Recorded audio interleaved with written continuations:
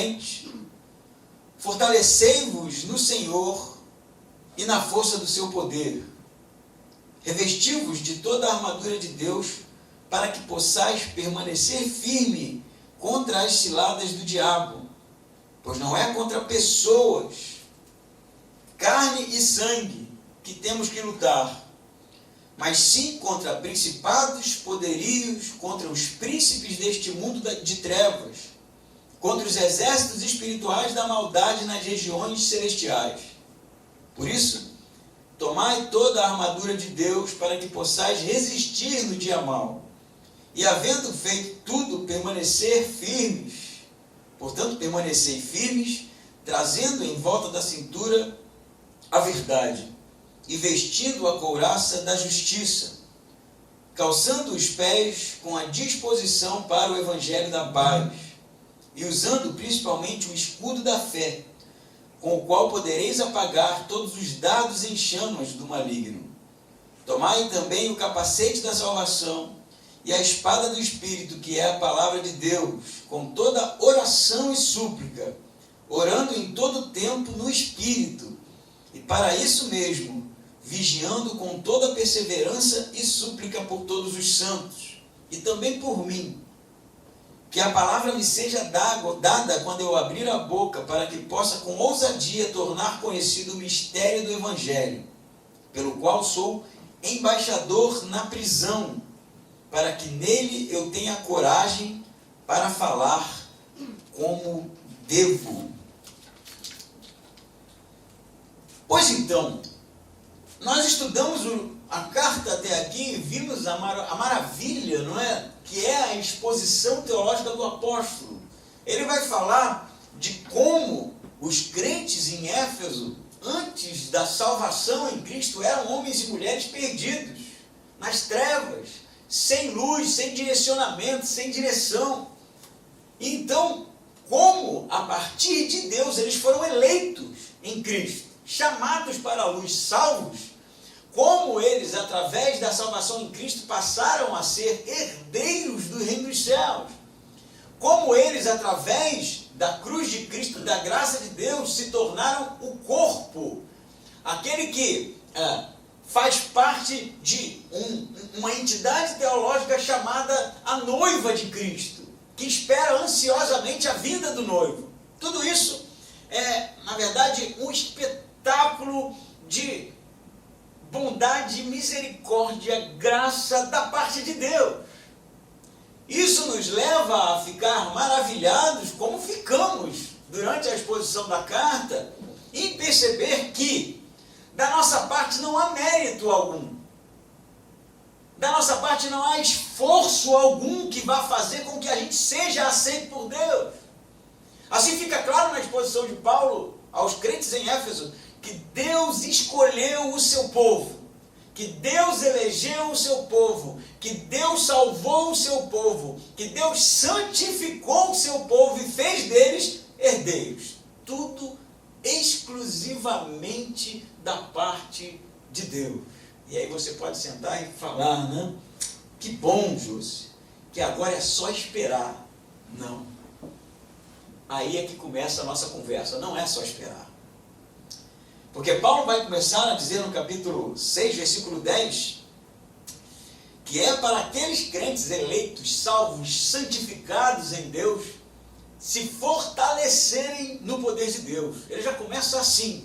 Ele vai dizer finalmente porque, ufa, né? Ufa, Paulo, caramba, quanta coisa legal. Mas Paulo vira para a igreja agora e diz, finalmente, fortalecei-vos no Senhor e na força do seu poder. O que isso quer dizer, senão o fato de que Deus é quem detém o poder, Deus é quem detém a estratégia, Deus é quem detém as ferramentas, é dele todos os recursos. E Paulo agora pede para que esses crentes em Éfeso se fortalecessem naquilo que é o poder de Deus. Paulo não vai dizer para que eles se encham de poder deles mesmos, mas que eles se fortalecessem em algo maravilhoso, potencialmente poderoso que vinha de Deus. E ele vai explicar justamente o que é este poder que vem de Deus, que os crentes deveriam se fortalecer. E se fortalecer no poder de Deus tem a ver com justamente já que o poder é dele, buscar dele essa espécie de potencialidade, buscar dele essa espécie de empoderamento. E ele vai dizer, no versículo 11, para quê? Para quê que eu tenho que me revestir desse poder de Deus? É poder, ele não está falando de salvação, ele não está falando de graça, ele não está falando de misericórdia ainda, mas ele está falando de poder mesmo, do grego dunamis, algo poderoso, forte, avassalador. Ele vai dizer, revestimos, versículo 11, de toda a armadura de Deus, para quê? Para que possais permanecer firmes contra a cilada ou as ciladas do diabo. Depois de toda essa exposição, depois que você entendeu que Deus é quem te salvou, depois de você entender que Deus é quem te santificou, que Deus é quem te elegeu, que não é seu mérito, que é tudo da parte de Deus, que você já é cidadão do céu, herdeiro do reino de Deus, corpo de Cristo, Paulo vai dizer, cuidado, porque existe uma cilada, existe um inimigo, e ele é a oposição, e ele é aquele que vem com as suas artimanhas, e ele é aquele que vem com as suas estratégias. Não é à toa que a palavra cilada no grego vem do grego metodeia, que tem a ver com método. Pensa, fica claro logo, bem rápido. O que é cilada do inimigo? É um método, é meticulosamente organizado para pegar o inimigo. O método que tem origem, na palavra metodeia, não é simplesmente cilada, mas astúcia. Cuidado com as astúcias. Cuidado com a metodologia do inimigo. Cuidado com a estratégia do inimigo. Cuidado com as ciladas do inimigo. E a gente pode perceber, assim como foi o exemplo da batalha, que estratégia, como eu já disse no filme, Cidade de Deus, não foi Cidade de Deus. O que foi esse? Tropa de Elite. Não sou muito bom em filme nacional, mas estratégia, e assim sucessivamente, vai ser tudo, na verdade, todo um trabalho para enganar, não é? Isso que está a estratégia de guerra, para enganar. É para deixar o outro inubilado, para deixar o outro sem acesso ao tipo de ataque, ao tipo de avanço que você vai sobre ele, não é? Como que você vai sobre ele. Por isso que Paulo vai falar, cuidado com as ciladas do diabo, cuidado com a estratégia, cuidado com o método, cuidado com a maneira com que ele inteligentemente se organiza para pegar vocês. Daí a gente já pode ficar de cabelo em pé, porque não é bem, quem sabe, fácil como a gente acha que é. Não é tão simples como a gente acha que é. Não é tão óbvio como a gente acha que é. Por isso é estratégia. Por isso é estratégia. Então Paulo vai dizer que tem um inimigo e que você precisa se encher do poder de Deus para resistir, para permanecer firme. Esse inimigo é estratégico, esse inimigo tem um método, esse inimigo ele está vindo contra você com astúcia. Não é isso? Por isso ele vai dizer, no 12, pois não é contra pessoas que a gente está lutando. E aí ele vai dizer aqui o que ficou um versículo muito marcado pelos romances, este mundo tenebroso. Eu li isso quando eu me converti há mais de 20 anos atrás. Eu não sei quem já leu esse livro, Este Mundo Tenebroso. Tem o 1 e tem o 2. Procure isso, é muito bacana. Eu li recém-convertido, eu ficava vendo anjo em tudo quanto é lugar na minha viagem, Então, já falei para vocês que eu nunca vi um anjo a não ser a minha esposa. Ninguém riu disso. Porque ninguém acreditou. Mas o que ele quer dizer com isso? A nossa guerra não é contra homens. A nossa guerra é contra carne, não é contra carne e sangue, mas contra principados, poderios, contra os príncipes deste mundo de trevas, contra exércitos espirituais da maldade nas regiões celestiais. A expressão carne e sangue é muito interessante. No grego fica haima kar sarkes. É o oposto, na verdade. Não é contra carne e sangue, mas não é contra sangue e carne. A expressão no grego é essa. E o que ele quer dizer com carne e sangue? Ele já disse que não é contra um inimigo à sua altura. Não é contra o tipo ou um tipo parecido com o seu. É isso que ele está falando. Ele está falando, tem uma batalha, tem um inimigo, você precisa se encher do poder de Deus, que é algo sobrenatural, porque o inimigo não é natural. Porque o inimigo não é homem, o inimigo não é homem como você, não é limitado como você. Ele é muito maior que você. Já parou para pensar nisso? Que os principados, os poderes de um mundo espiritual, eles são muito mais poderosos que você, muito mais poderosos que eu, muito mais poderosos que qualquer homem na face dessa terra, por mais inteligente, por mais capacitado, por mais forte fisicamente que seja. É algo que está muito acima da nossa capacidade de percepção. É por isso que tem que ser encher do poder de Deus. Porque sem o poder de Deus você não tem a menor chance. É disso que ele está falando. Está começando a ver o cenário que ele está traçando aqui? Tá bom, é tudo muito bonito, salvação, mas existe um exército, ele é poderoso, ele é sobrenatural, e a única maneira de se permanecer, ou de permanecer firme, é se enchendo do poder de Deus. Ele vai dizer que não é contra carne e sangue, porque não é contra homens. Eu sempre digo isso nas conversas assim paralelas, que na filosofia, não, o combate não é contra o indivíduo, por isso que existem as falácias. Uma falácia muito cometida é justamente o ad hominem. É que você, na hora da discussão, ao invés de combater aquilo que está sendo dito, a premissa, a proposição, você vai atacar a pessoa. O Lula só pode ser um ladrão, porque ele é de esquerda, né? Aí a gente vai trabalhando assim, tentando minar a ideia que está sendo discutida, que está sendo tratada, que está sendo colocada, minando a pessoa. É fácil de perceber isso, né? É como se falar assim, o Josi, ele ensinou legal o texto, e alguém diz assim, que aquele cara é impossível, aquilo lá é um roqueiro. E o que tem a ver isso? É impossível, aquele cara lá, eu já vi ele uma vez num boteco. Não muda nada. Porque o que está sendo combatido numa discussão são as ideias, não é assim? Não é o indivíduo. O que Paulo está dizendo que a nossa batalha não é contra carne ou sangue, ou contra sangue ou carne? Que a gente não combate pessoas. Porque o combate não está no campo da naturalidade, está no campo do sobrenatural. A gente combate ideias. A gente combate heresia. A gente combate algo que não é tangível, não é palpável, não é físico. É isso que ele está falando. Por isso que ele vai dizer no versículo 13, por isso tomai toda a armadura de Deus, para que possais resistir no dia mau, e havendo feito tudo, permanecer firmes. Vamos com calma, né? Antes da gente falar da armadura, que é bem legal, Paulo usa uma expressão aqui muito interessante. Quando ele diz que a nossa guerra não é contra carne nem sangue, não é contra rã, macá e sarca, mas é preciso, ele diz, não é contra esse que temos de lutar, mas sim contra principados, poderios, contra os príncipes deste mundo de trevas, contra os exércitos espirituais da maldade nas regiões celestiais.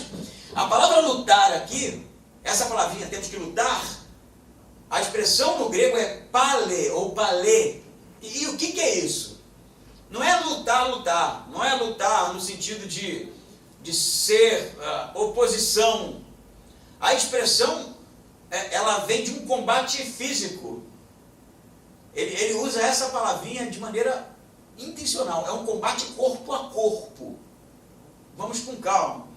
Que vai dar origem ao wrestling. Quem conhece esse estilo de luta? Quem vê o UFC aqui sabe do que eu estou falando. O wrestling é uma espécie de luta livre que se lutava no mundo grego antigo. Na verdade, a técnica toda do wrestling hoje, ela é ainda original dos gregos. E como é que é esse tipo de luta? Para quem gosta de UFC, o irlandês Conor McGregor, que a gente escuta falar por aí, que derrotou o nosso José Aldo, para quem não assiste depois, também se não quiser saber, eu não tenho o menor problema. Mas para ilustrar, ele perdeu para um russo chamado Khabib, e o russo venceu porque a técnica dele era o wrestling. E o Conor McGregor não esperava que o Khabib, todo o tempo, ao invés de lutar, trocando golpes, o jogasse no chão. Porque o wrestling faz isso. É submeter o adversário, é se jogar por cima, é ficar em pé, é resistir em pé e jogar o outro no chão. O wrestling faz isso. Assim, nessa luta que eu estou dizendo para você, que você não tem o menor interesse em saber, mas para servir como exemplo, a luta foi linda, porque tomou uma coça. Ganhou do brasileiro, perdeu para o russo assim, feio demais. O que o Khabib fez? Jogou ele no chão, ficou por cima, submeteu o cara imobilizou, acabou, não tem o que o cara fazer ali, não tem para onde ir. O que Paulo está falando? Isso é belo, porque não é genérico, não é uma batalha genérica. Povo de Deus versus povo do capeta. Não é isso. É um ataque frontal a você, a mim. São pessoas aqui, são crentes, indivíduos. Por isso que ele está falando que vocês precisam lutar contra os principados, contra os poderios, contra os exércitos espirituais, mas é uma luta corpo a corpo. E que você tem, na verdade, a obrigação, já que está sendo empoderado por Deus, de permanecer em pé, porque o outro quer lhe derrubar. Por tudo isso, né? Uma palavrinha, é tudo isso. Não é lutar, nós lutamos, né? Vamos trazer a bandeira da batalha espiritual. Somos vencedores. Não viaja, velho. Ele está vindo contra você como um leão querendo te devorar. Você, eu, tem uma estratégia bonitinha na traçada. Fulano, vou pegar ele na curva. É isso que ele está falando, é uma batalha individual. Os crentes sucumbirem, é isso que ele quer fazer. E aí a gente vai, na verdade, trabalhar essa ideia do resistir, mas em uma luta, em um embate em que não está sendo travado no campo do mundo físico, do mundo palpável, mas no campo das ideias. O que é isso, José, no campo das ideias? Eu vou trazer um versículo para cá. A gente sabe que eu não costumo pensar versículos, mas ele tem a ver tudo com o contexto e vai dar uma esclarecida muito boa, que é 2 Coríntios 10, versículo 3 ao 5. Para não ler isso em grego, vai ficar engraçado ler um versículo desse tamanho, né? São 3 versículos em grego. Eu peguei a versão que eu acho mais próxima do original, que é a do King James. A versão King James diz assim, se você quiser abrir a sua Bíblia aí, 2 Coríntios 10, versículo 3 ao versículo 5. Paulo vai tocar nesse assunto e ele vai, eu acho, ser muito esclarecedor para a gente sobre que tipo de batalha ele está falando. Ele fala, porquanto, embora vivendo como seres humanos, não lutamos segundo os padrões deste mundo, pois as armas da nossa guerra não são terrenas, mas poderosas em Deus para destruir fortalezas. Destruímos vãs filosofias ou argumentos em algumas versões e a arrogância que tentam levar as pessoas para longe do conhecimento de Deus, e dominamos todo o pensamento carnal de homens, né, para torná-los obedientes a Cristo. É isso aqui que Paulo está falando. Contra o que nós lutamos? Contra essa inteligência maligna. Contra o que a gente luta? É contra argumento, é contra heresia, é contra coisas que pode, na verdade, fazer com que o crente acabe sucumbindo por não estar firmado no conhecimento de quem é Deus. É nesse campo. E eu acho que isso vai ficar bem claro, porque se nós não tivermos as armas necessárias que Paulo vai dizer aqui, você sucumbe. Por que você sucumbe? Porque tudo que o inimigo está fazendo tem a ver com fazer com que você oscile na hora de estar firme.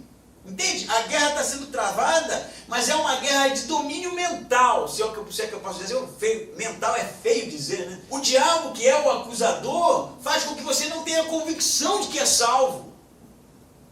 É quando o inimigo faz com que você não tenha certeza se Deus te ama de verdade.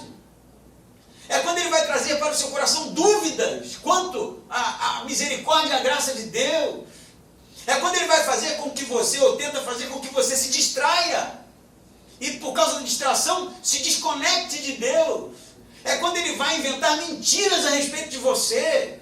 É quando ele vai fazer e tentar toda sorte de argumentos e elucubrações para trazer dúvidas ao nosso coração. Por isso que Paulo está falando, não é contra a gente, não é contra o herege fulano de tal, não é contra o fofoqueiro lá que é o seu vizinho, sua vizinha, não é contra o seu inimigo do trabalho, né? Aquela pessoa que te persegue, não é isso. É contra estar firmado em Deus.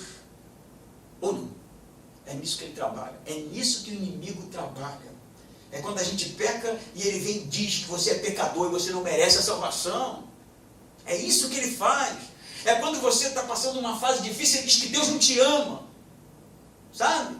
É quando a gente oscila e por causa de sermos homens e mulheres pecadores, ele vai dizer para você, vai soprar no seu ouvido que você não é digno o suficiente disso. É quando ele faz com que a gente ache que o problema são as pessoas que não gostam da gente. Não é sobre isso. É sobre resistir ao dia mau. É sobre estar firmado em Deus. É sobre ter conhecimento de Deus. É sobre ser aplicado na leitura da palavra de Deus. É sobre querer conhecer cada vez mais o presente da salvação que Deus nos deu. É sobre isso. Não é contra a carne nem contra a sangue. Não é contra pessoas. Não é contra indivíduos. Não é contra partido político. Não é contra político nenhum. Não é contra ladrão. Não é contra a polícia. Não é contra o governador. É contra o capeta. O Satanás. Que vem aqui na mente da gente tentar deixar a gente tonto. E você acha que isso não é possível, não? Lembra aquele dia que você, por causa do deslize, duvidou do amor de Deus por você? Lembra daquele dia que você sentiu culpa e não conseguiu nem orar? Você lembra aquela vez que por causa de uma falha, de uma falta, de um erro, de uma displicência, a gente se sentiu distante de Deus? É isso que ele faz. Por isso que ele é o acusador.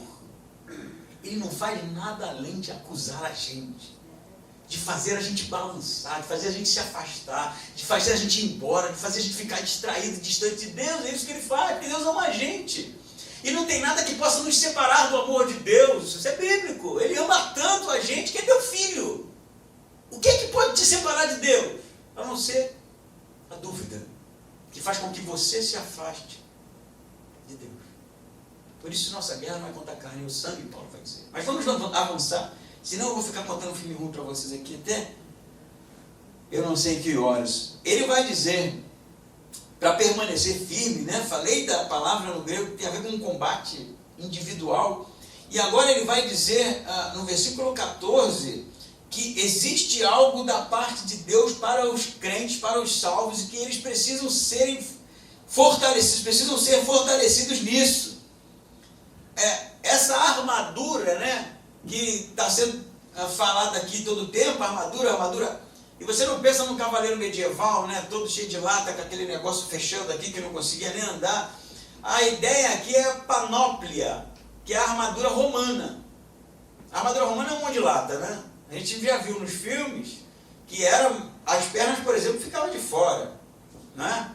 Eles usavam, como ele vai descrever aqui, um cinturão onde se prendia as espadas e as armas que ele poderia lutar, e ali se amarrava uma parte peitoral, não é, presa no cinturão. É tudo muito bem organizado para que ele tivesse, ao mesmo tempo protegido, mais liberdade para manusear a sua espada e lutar na batalha. Não é um negócio todo durão em cima de um cavalo tentando enfiar uma lança no já é mais medieval. Aqui não, aqui é guerra corpo a corpo, tem estratégia, mas a armadura romana, a panóplia, né, não só romana, mas, por exemplo, na verdade, a armadura romana não é uma realidade dos efésios, já fique claro assim, porque não tinha romano com armadura andando para lá e para cá, ele só não estava na guerra. Mas os efésios sabem o que é, porque todos os contos gregos, como por exemplo de Aquiles, né, é muito presente na cultura dos efésios. Eles sabem que o modelo de armadura que está sendo dito por Paulo, apesar de ser romano, é comum nas duas culturas. Então ele vai falar dessa panóplia, que é essa armadura nos trâmites, né, no modelo romano, né, de embate corpo a corpo. E ele vai dizer o seguinte: portanto, permanecei firmes, de novo a palavra firmes, trazendo em volta da cintura a verdade. Qual é a ideia aqui? Em volta da cintura na verdade é um cinturão, né? Não tem palavra em português correlata ao que eles usavam. Não é um cinto que prende a calça, era um cinturão que protegia a parte daqui do quadril, e onde eles penduravam as armas e onde amarrava a couraça.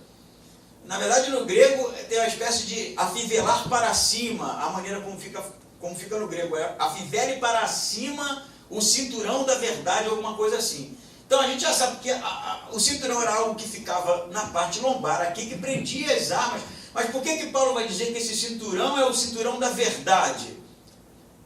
Na verdade, cada item da armadura vai ter um desdobramento, uma aplicação na parte de Paulo. E vai levar a gente, na verdade, a cometer o deslize, o erro de achar que tudo isso, por exemplo, o cinto da verdade, a couraça da justiça, a bota da preparação, o escudo da fé, o capacete da salvação.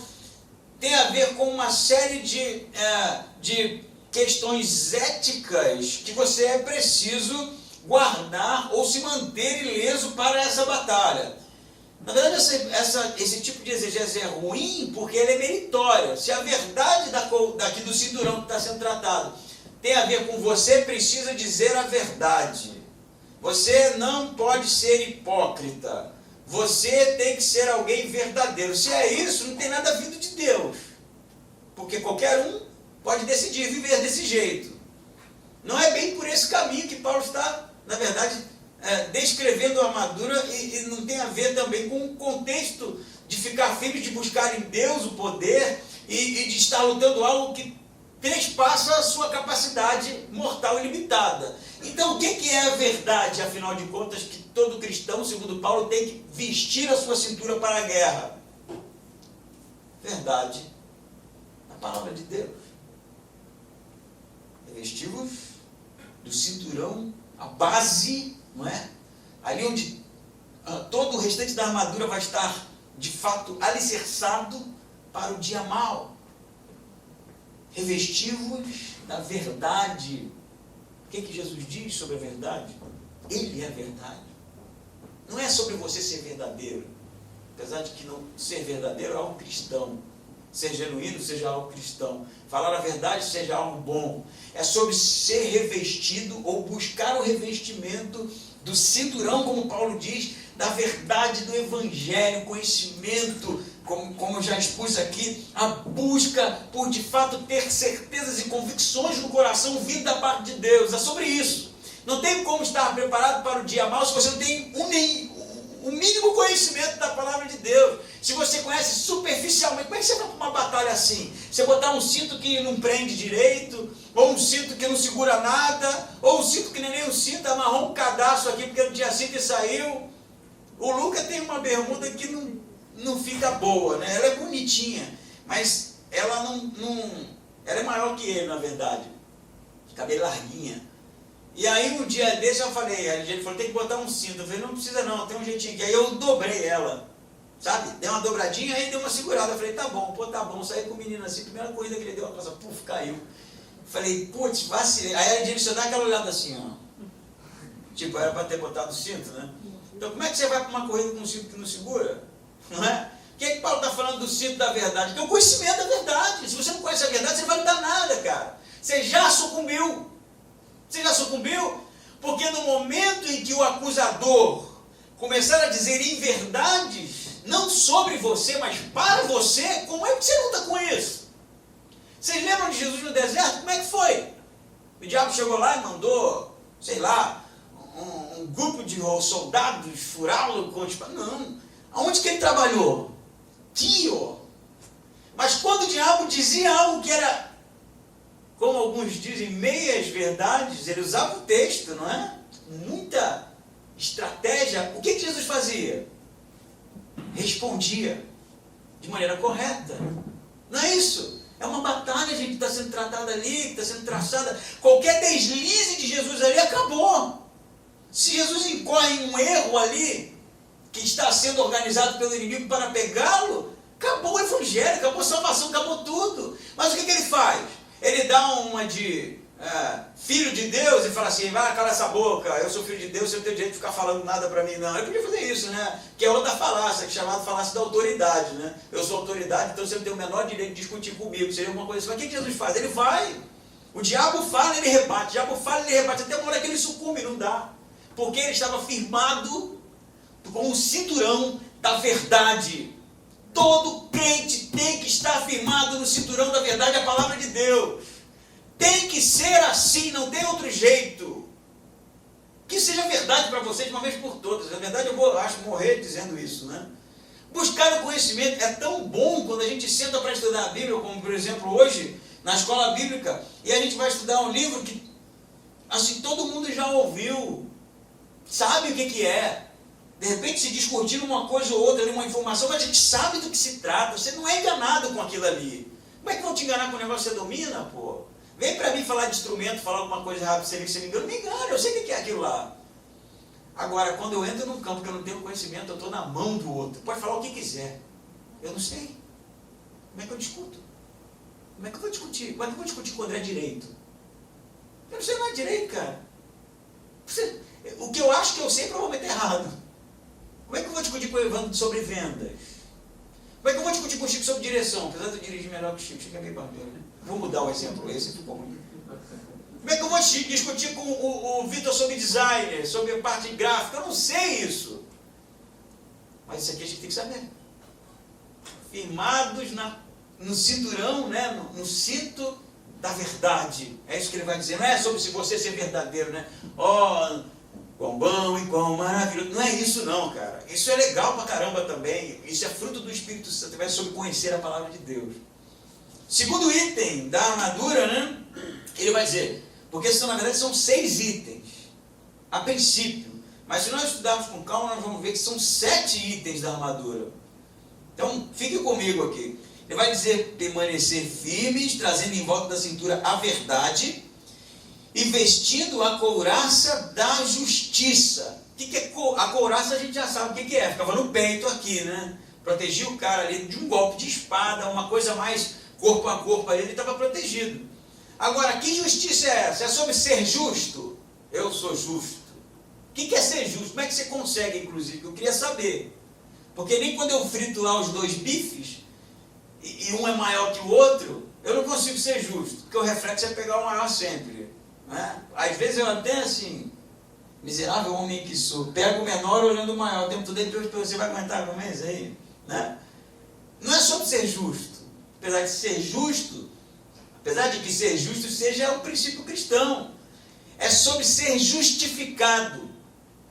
Sobre ser justificado. Olha o que ele vai dizer. A couraça da justiça. Que justiça? De Deus. É ser revestido da verdade, que é a palavra de Deus. E a couraça, que é a justiça de Deus. Qual é a justiça de Deus? A justiça de Deus é aquela que nos justifica.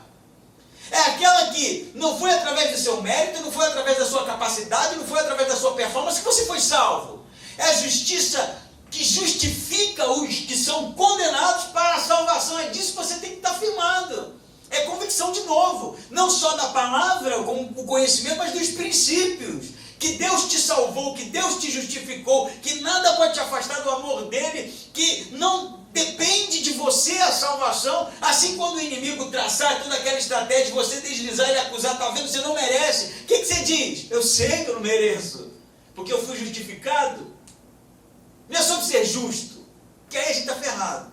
Aí a gente, na verdade, engoliu a isca. Vai achando que você é justo e verdadeiro, para você ver onde você termina.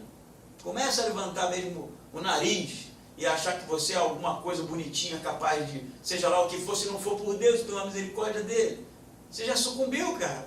Então é sobre ser alguém que está alicerçado na verdade e alguém que entende, que colocou aqui, ó, no tórax, diante dos golpes do inimigo, diante das acusações do inimigo, o fato de que você está seguro que a sua salvação foi algo de Deus, a sua justificação foi algo de Deus, que a justiça de Deus é para a nossa salvação e não condenação. Uma vez eu disse aqui, no inferno não tem nada comigo isso. Não é sobre mim, não quero saber de inferno. Por quê? Porque o inferno é para os crentes. O inferno é, na verdade, o lugar dos filhos da desobediência. Aqueles por quem nós lutamos para a salvação. Mas não é para eu perder o sono, porque eu fui justificado. Eu não durmo pensando se vou para o inferno no dia seguinte, porque eu fui justificado por Cristo. Mesmo quando eu peco e me entristeço, e sinto culpa, e chego à conclusão que eu nunca mereci salvação nenhuma, que eu não sou digno, e lindo, não sou mesmo não, mas é sobre isso, justificação de Deus. Coloquem a couraça, por isso que está no tórax, aqui tem algum vital pra caramba aqui, cara. Viu o Bolsonaro, tomou uma facadinha lá, viu o rolo que deu? Coloca a couraça da justiça. Quando virem os golpes, você sabe que você foi justificado por Deus, pela salvação, pelo sacrifício de Cristo, e nada pode te ferir nesse sentido. Amém? Amém. Isso é lindo. Paulo vai dizer sobre a bota, não é? Ele vai dizer, versículo 15, calçando os pés com a disposição para o evangelho da paz. calçar os pés com o quê? Os soldados, eles colocavam botas, não bota moda militar, né, como é hoje, mas eram botas com uma espécie de pregos na sola, para eles ficarem firmes nas estratégias de guerra. Que a gente lembra dos filmes como a gente viu, né, principalmente o exército romano, eles tinham estratégias muito bem organizadas, né? Eles avançavam em formações que não podia haver a menor sombra de buraco, senão eles sucumbiam. O sucesso romano era justamente a solidez da estratégia com que eles avançavam. E a bota era para quê? Para isso. A bota não era para ficar levezinho, né? Não era uma sandália para dar mobilidade. Ela era pesada, mas para o cara ali botar o pé e, de fato, marcar onde ele estava. Firme, né? Por isso que, você sabe disso, né? Que as batalhas elas eram normalmente cadenciadas por homens que tocavam instrumentos de percussão, né? Por que a cadência? Tchá, tchá, tchá, tchá. Porque eles precisavam disso para avançar coesos, não é? Pá, pá, tá vendo as espadas, tum, pá, tambor, pum, era essa pulsação e a bota era para isso. Mas o Paulo vai dizer aqui que a bota é para quê? Para disposição, não é isso? Do Evangelho da Paz. Como é que está aí na sua versão? Provavelmente está parecido com a minha aqui, prontidão, calçando os pés com disposição, com prontidão para o Evangelho da Paz. Qual é a ideia da prontidão? A palavra no grego aqui tem a ver com preparação, tem a ver com prontidão, como foi colocado, tem a ver com posicionamento, tem a ver com disposição para fazer parte, de fato, daquela manobra. Por isso que é a bota da posição, do lugar onde justamente o seu lugar de ficar. Tem a ver com querer, de fato, fazer parte daquilo que está acontecendo. Porque se você oscilar, se sair para um lado, fura. E o que é a preparação, a disposição para o Evangelho da Paz? O Evangelho é da paz. O Evangelho são as boas novas de salvação, isso é coisa de paz, não é sobre guerra. O Evangelho não é sobre condenação, apesar de existir esse elemento. O Evangelho, a palavra Evangelho é boas novas, não é isso? A palavra Evangelion vem do grego boas novas de salvação. Como é que foi o encontro dos pastores com os anjos quando Jesus nasceu? Os anjos aparecem para os pastores e o que o anjo diz? Trago-lhes boas novas de quê? De condenação? De salvação. Evangelion, evangelho, são boas novas, são boas. São boas novas, por isso que é da paz. Mas qual é o objetivo da bota? É marcar território. Estar posicionado, firme, fixo, preparado para o Evangelho da Paz. Perceba aqui que você não é, nessa história até aqui, alguma coisa que está solta. Você faz parte de um bloco, você precisa estar ali disposto, preparado, posicionado, com justamente aquilo que, na verdade, tem essa ideia já no Antigo Testamento, né? Bem-aventurados os pés daqueles o quê? Que anunciam. Por que os pés? Porque aonde você colocar o seu pé, será o quê? Santo. É porque você põe fica tudo lindo, branquinho. Não, porque você tem a mensagem de paz. Você tem a mensagem de salvação. É disso que Paulo está falando. Não é sobre avançar com os pregos da bota numa voadora na jugular do inimigo. Não é, porque não é inimigo, não é físico, pô. Você tem a mensagem da salvação, você precisa estar posicionado, preparado, disposto para de fato conquistar territórios, ainda que seja o território ali da defesa. Ele avança, e eu vou continuar aqui, porque tem mais coisas ainda, né? A nossa armadura vai faltar item aqui, e aí vai dar errado depois. Ele vai dizer, usando o quê? No 16, o escudo da fé. Escudo da fé. Que escudo que ele está falando? Tem dois tipos de escudo. Tem um escudo que era menor, ovalzinho, que eles levavam aqui, né? O escudo que Paulo está falando é um quadradão. Na formação romana, o cara levava a espada no braço direito e aquele escudo quadrado, grande, na esquerda. Porque eles, em formação de V, por exemplo, estavam todos protegidos. Então eu não me protegendo somente, mas protegendo o outro também, que protege o outro, que protege o outro, que protege o outro, está todo mundo protegido, né? No caso, por exemplo, os arqueiros lançarem as flechas, o que eles faziam? Se abaixavam, né, numa formação estratégica para ninguém ficar despreparado. Por isso que o escudo tinha que ser quadrado, grande e com, inclusive, uma espécie de couro cobrindo a madeira que era encharcado em água, porque muitas flechas vinham com combustível na ponta, não é? E se ele não tivesse um escudo grande e que pudesse apagar essas flechas em chama, o escudo dele sucumbia. Por isso que Paulo vai dizer, essa é a visão mesmo, né? Usando principalmente o escudo da fé, com o qual podereis apagar todos os dardos em chama do maligno, né? O cenário é guerra, vem aquelas flechas pegando fogo, né? E o escudo do cara é o grandão, está aqui preparado, está ensopado de água, ficar mais pesado, mas era necessário, e quando a flecha pega aqui, apaga. Entenderam a ideia? É bem essa. Mas o escudo é o da fé, não é de madeira. E o que é o escudo da fé, gente? É ter fé, né? Pode mandar, diabo. Manda alguma né? Minha fé, aí forma uma redoma aqui, cai tudo no chão, é tipo Liga da Justiça. Não é, velho, mas não é mesmo. Eu acho que fica muito mais fácil a gente inverter. O que são os dardos inflamados do maligno? Quais as flechas que ele está tacando aí, que ele está jogando, lançando, está vindo, fulminando para cima de você? Matei tanta. Pode ser pornografia, pode ser dúvida, como eu já falei aqui, pode ser um péssimo conhecimento da palavra de Deus, pode ser uma doutrina errada, pode ser uma pessoa errada na sua vida, pode ser distração com o mundo que te leva para um lugar completamente distante de Deus, pode ser um universo de flechas inflamadas com fogo. E qual é a defesa? É a fé. E o que é a fé? E o que é a fé? É confiar que quem nos protege é Cristo. A fé é isso. Não é se concentrar, eu já falei isso aqui inúmeras vezes, não é o nosso potencial, não tem nada a ver com isso. É justamente a fé no fato de que o sacrifício de Cristo naquela cruz foi suficiente por nós. É essa fé que agora depende de Deus, que agora confia em Deus. É nisso que a gente está justamente salvaguardado das investidas do inimigo.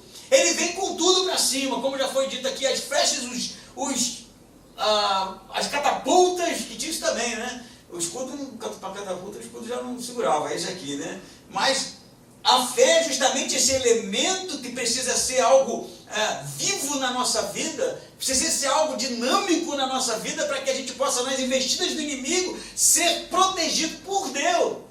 Não é? Fulano tem uma fé, né? Isso nem existe, cara. Isso nem existe. Não é assim que funciona. Fulano tem uma fé por quê? Porque já viu como é que ora, já viu como é que... Não é sobre isso. O cara que tem fé mesmo em Deus é uma pessoa extremamente parecida com Cristo. Dependente do Pai, dependente de Deus, que só faz a vontade do Pai. Assim que era Jesus. Como é que era a fé de Jesus? Ele batia no peito e dizia, pode vir. Ele orava. Ele perguntava ao Senhor. Ele estava sujeito à vontade de Deus. Era isso que era a fé dele. Por isso que fé vem do grego, pistos, que é fidelidade. Fidelidade é que as promessas. Deus fez promessas, eu acredito, eu confio e vou com Ele. Esse é o escudo. Essa confiança, essa convicção de que Deus vai cumprir aquilo que Ele falou, Ele vai me salvar, Ele me ama assim. De fato eu sou salvo, eu sou eleito por Ele, é isso que Ele está falando, é dessa fé. Não entra você numa de achar de agora, né? Tchau, pode mandar. Isso aí, cara, não é, isso é coisa de viagem aí, de igreja neopentecostal, que fica viajando na maionese. Aí entra baixando, vamos declarar a vitória sobre o inimigo. Eles estão tão no chão com isso, que o diabo nem se esforça, nem precisa mais. Na verdade, o diabo é só deixar aquilo ali do jeito que está. Precisa se esforçar, porque os caras já estão viajando. Falta de conhecimento, sei lá qual é o motivo no final da história. Mas a fé que nos protege é a fé que confia em Deus. Que sabe que Deus, apesar dos pesares, apesar dos momentos, apesar das dificuldades, apesar das crises, Ele está com a gente. Apesar da falta de dinheiro, apesar da falta de saúde, apesar do mundo terrível, apesar, como é que o negócio está, o exército está aqui me detonando, mas Deus está contigo. Essa certeza de que Ele não vai me abandonar. É essa fé.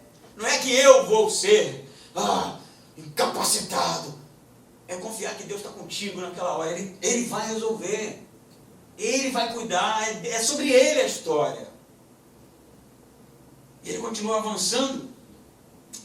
Ele vai dizer, no 17, tomai também o capacete da salvação e a espada do Espírito, que é a palavra de Deus. O capacete a gente sabe o que é, né? Aquele elmo que eles colocavam aqui para o golpe mais pessoal ali, né? A espadada ou qualquer tipo de outra arma de ferro ali, de metal, né? Que pudesse, pegou na cabeça, acabou o cara. Na perna dá até para resolver alguma coisa, para continuar lutando, mas na cabeça mata. E por que a salvação Paulo põe no capacete? A gente não vai muito rápido na ideia. Porque a salvação é uma questão de entendimento do que é a salvação. Salvação é entender. Salvação não é esforço, salvação não é mérito. Isso já foi dito aqui, salvação é entendimento de que Ele salvou. Ele salvou. O que você fez? Nada. Só caí de joelho e disse, eu sou pecador. E o sacrifício de Cristo na cruz por mim é o suficiente. Está aqui de novo, né? A ideia da compreensão do que Deus fez por nós. Quando você não tem isso, como é que dura? Eu não sei, se eu perco a salvação. Aí eu tenho que ser bonzinho para ganhar. Se eu peco, Deus fica magoado. Aí eu tenho que ter uma boa performance para Ele ficar bonzinho de novo. Cara, não tem batalha que dure. O capacete da salvação é a máxima batista, que acabou virando versículo bíblico de um livro que não existe na Bíblia, mas a máxima vale. Uma vez salvo, salvo para sempre. Salvo para sempre. Como assim? É isso mesmo. Deus não fica brincando de salvar pessoas, não. Deus não é um velho mal-humorado que fica olhando e quando você desliza, Ele tira de você e fala, agora conquista. Isso não existe. Deus é aquele que decidiu salvar a humanidade, olhou sua imperfeição, olhou seu pecado, mas mesmo assim enviou Cristo para aquela cruz, Ele morre e nos compra, acabou. Salvo para sempre, o capacete da salvação. Isso vai nos proteger de fato de qualquer tipo de deslize teológico, de deslize no campo da convicção, deslize no campo da fé. Eu sei, eu tenho crido que o meu Senhor é poderoso para me salvar até o último dia. A gente não canta isso? Amém? Se você tinha dúvida, meu querido, se você é salvo, eu não posso dizer se você é ou não é. Não tenho esse poder.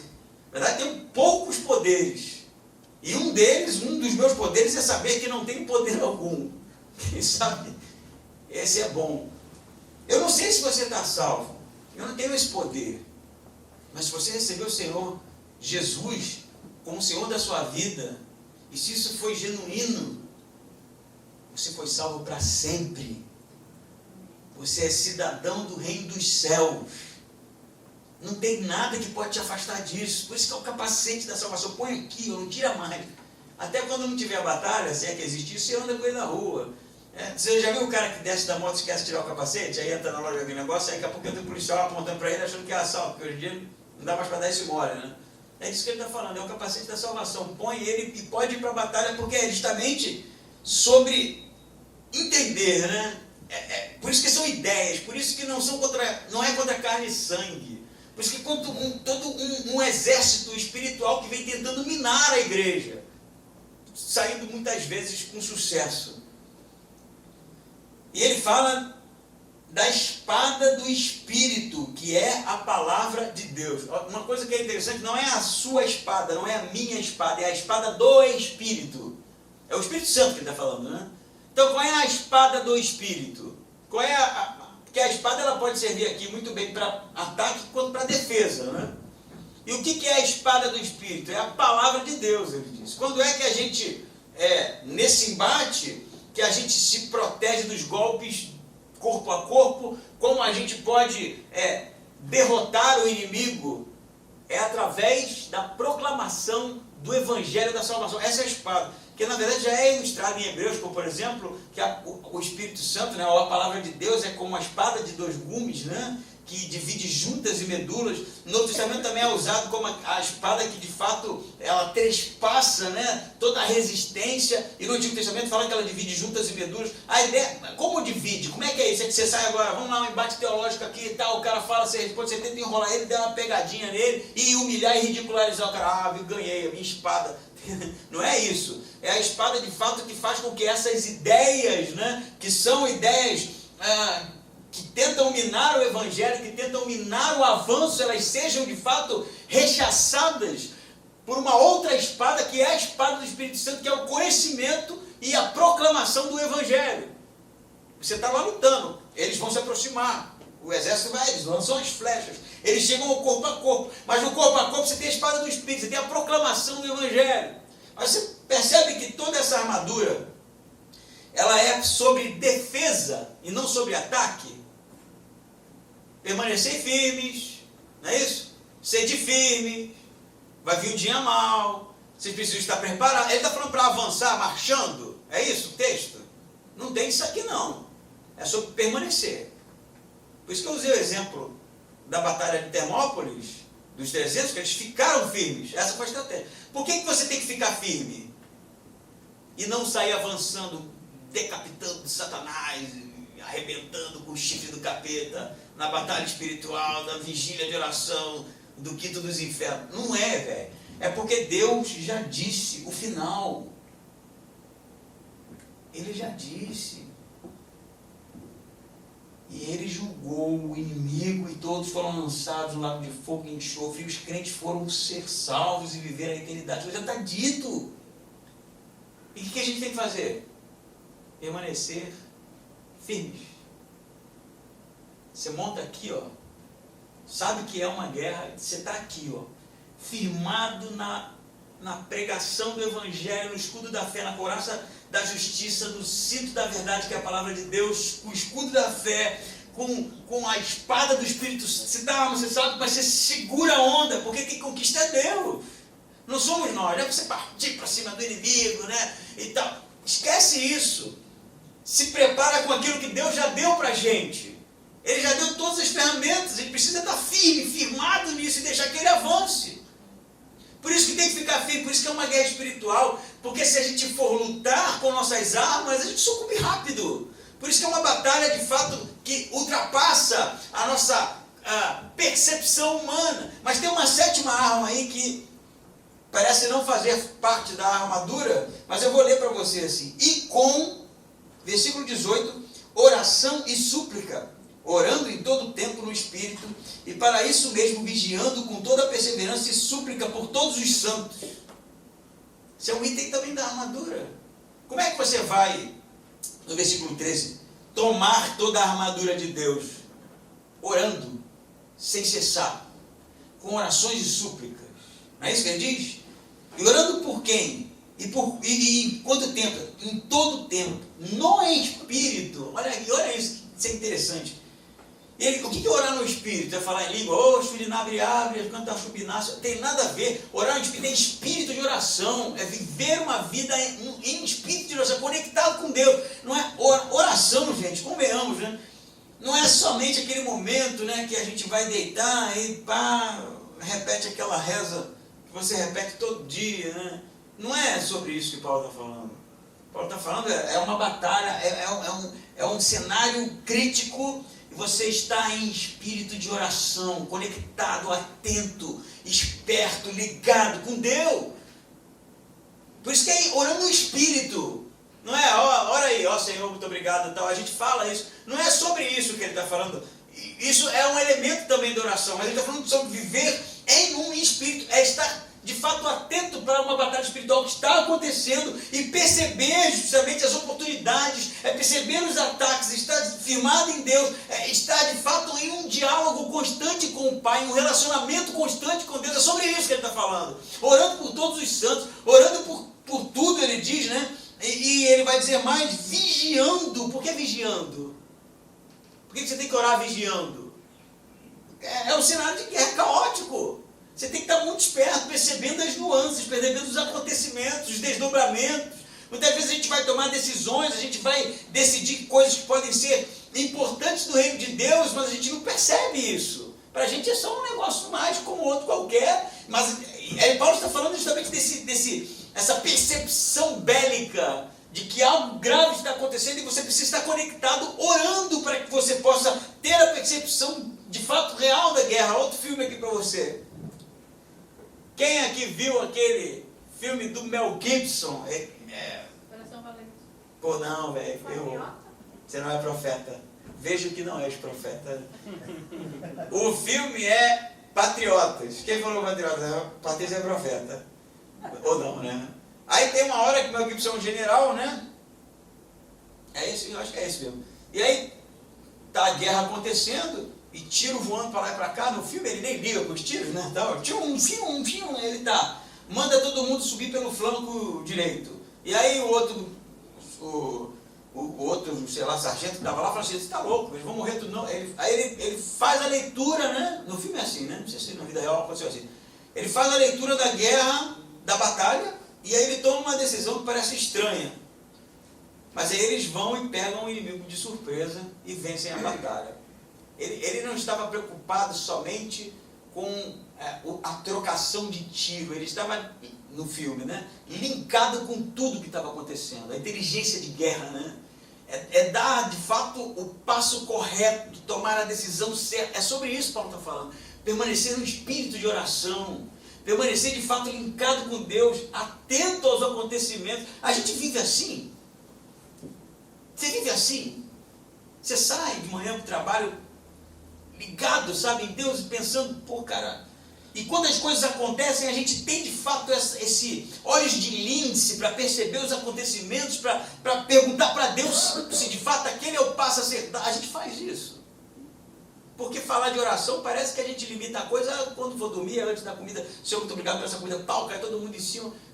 Não é sobre isso, não. É coisa muito mais, eu diria, complexa. É a vida do crente, é o cotidiano. Você vai ver que isso é tão interessante no discurso de Paulo, ele fala por todos os santos, todos os crentes, né? Santos aqui não são os santos imagens, a gente sabe disso, por todos os crentes. E ele vai dizer no verso 19, para mim isso é maravilhoso na carta, porque Paulo não era um super-herói, não. Ele não era o cara que saltava de um prédio para o outro, né? E lançava raios pela boca, não. Sabe o que ele vai dizer no 19? Também por mim. Por quê? Por quê, Paulo? Para que você quer que a gente ore por você? Para que a palavra me seja dada quando eu abrir a boca. Mas calma aí, cara. Vamos lá. Paulo não era um proclamador do evangelho, não plantou tanto de igreja, não foi um cara desbravador. Olha o pedido de Paulo, gente. Orem por mim. Para quê? Para que a palavra me seja dada na hora da proclamação. Olha o que ele vai dizer mais. Para que eu possa com ousadia tornar conhecido o mistério do Evangelho. Paulo pedindo oração para que ele pudesse ter coragem de falar na hora que tivesse que falar. Você acha que é mole? Você acha que Paulo estava brincando num shopping? Ele estava preso, esperando condenação ou julgamento, ou liberdade. Não é um argumento para ele ser livre, porque ele não pede isso aqui, ele não pede oração para ser livre. Onde está nesse texto? Ore para que eu seja liberto das cadeias. Ore para que eu, na hora que estiver lá, Deus me dê inteligência, não é? Para que eu possa proclamar o Evangelho, para que eu tenha ousadia, ele vai dizer, para que eu tenha coragem de abrir a minha boca na hora certa e proclamar o Evangelho. Ele vai dizer mais, pelo qual sou embaixador na prisão. Isso aqui é lindo, porque o embaixador era aquele que representa a nação, representa a terra, representa o Estado, representa a pátria. Inclusive, você mexer com o embaixador pode causar guerra. É assim, era no mundo antigo, ainda é. Ele está indo lá para justamente negociar, não é? É alguém que está fora da guerra. Não se prende embaixador, não se mata embaixador. Mas Paulo vai dizer que ele é embaixador como? Preso. Eu sou o embaixador, eu represento o Evangelho. Eu sou aquele que é o portador do Evangelho de Cristo. Que Evangelho que dá liberdade. verdade, da libertação, da salvação, mas em correntes. Eu sei disso. Percebe a coisa? A oração aqui, que é o sétimo elemento, não é a oração da vitória, não é a oração como as pessoas fazem aí, principalmente nesse contexto aqui. É a oração para que Deus dê a gente, de fato, ousadia, para que Deus dê a gente estratégia, para que Deus dê a gente acuidade, para que Deus dê a gente sensibilidade, porque há uma preocupação nossa com isso, para que a gente esteja linkado com a vontade de Deus, linkado com o reino de Deus, e na hora certa a gente proclame o Evangelho. Proclame o Evangelho. Diz um teólogo que o Evangelho não é um passeio no shopping. O Evangelho é uma guerra. É sobre uma guerra. E é nessa guerra que a gente tem que estar preparado justamente para sermos embaixadores do Evangelho da paz. Atentos, espertos, conectados, linkados, orando no Espírito, firmados em Deus, atentos, de fato vou repetir, atentos. Ontem a gente teve um jantar, né? Falei, comida legal, tudo muito legal, conversamos, nos divertimos, para quem foi, para quem não foi, não fez nada disso, mas tinha gente não crente. O que está acontecendo ali? Para uns pode não estar acontecendo nada, para outros está. Para outros é uma batalha. Por isso que eu parabenizo você que levou o convidado, você que pagou para a gente estar lá, você que viu naquilo uma oportunidade. E isso, gente, não é sobre eu me sentir legal, se é bonzinho, é essa inteligência que Paulo está falando, que os crentes precisam ter. Precisam estar, de fato, conectados num espírito, de fato, de oração, para que Deus dê para a gente ousadia. A gente não tem ousadia, a gente não tem coragem, não temos. Não adianta dizer, eu sou um proclamador, vai plantar batata, não é nada. A gente precisa pedir a Deus, de fato, para que Ele abra os nossos olhos, para a gente seja revestido da armadura de Deus, da panóplia de Deus, que é, na verdade, toda essa armadura se limita ou se resume a Cristo. A armadura é Cristo. Não sei se você sabe, eu posso aqui encerrar esse sermão, que já deve ter umas 5 horas de duração aqui, que é o fato de que toda a armadura descrita por Paulo aqui, ela é de Isaías. Você pode ler Isaías, ele pega versículos soltos, né? 59 está cheio da couraça, está cheio da espada, está cheio do cinturão da justiça, mas ela, em Isaías, ela pertence a Deus. É de Deus. É Deus como guerreiro que está sendo vitorioso, que está libertando, que está conquistando, é dele. Que armadura é essa aqui, então, frente de você? É Cristo. É ser revestido, de fato, de uma vez por todas, de Cristo. Amém? Eu não vou encerrar com filme nenhum mais, e nem mais nenhuma ilustração aqui, mas só pedir a você, fazer um pedido agora a você. Seja alguém, de fato, atento para tudo que está acontecendo ao nosso redor. Tudo. Um crente conectado com Deus. Vamos ter um projeto agora em São Paulo, não é brincadeira, ninguém vai passear no shopping. Temos tantas e tantas oportunidades como essa, outras na sua vida diária, no seu trabalho. Isso não é brincadeira. E a gente precisa, de fato, levar a sério. A gente não está a passeio aqui. Nós somos portadores, embaixadores do Evangelho da Salvação. É sobre a vida de outras pessoas isso. Que sejamos como Paulo. Pessoas limitadas, pecadores, pequenos, mas que pedem a Deus a oração dos santos para a ousadia. Então, meu pedido a você é: ore por mim, para que eu tenha ousadia, para que eu tenha coragem, mesmo nos dias mais difíceis, mesmo nas situações mais terríveis, de ser um proclamador, um embaixador do Evangelho da Paz, porque eu vou estar orando por você também.